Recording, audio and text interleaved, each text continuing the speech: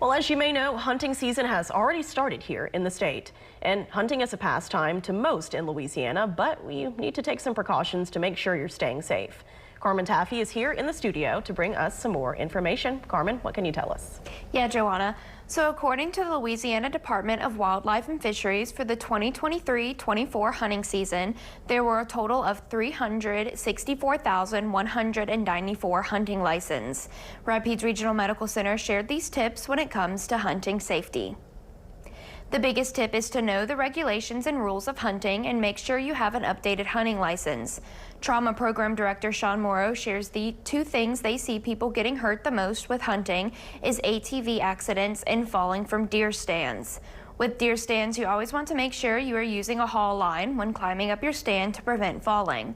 Always make sure you are wearing the appropriate gear and never climb your deer stand with your gun in your hands. And always check the steps of your deer stand before climbing it. Morrow shares more information about deer stand safety.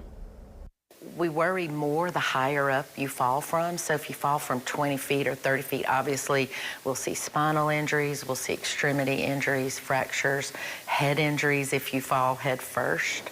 So the higher up, the more dangerous, and those are the more significant injuries we see.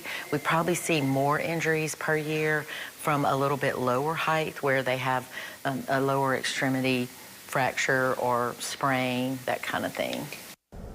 It was also mentioned that it's best to always have a hunting buddy in case something happens so you are not out in the woods alone.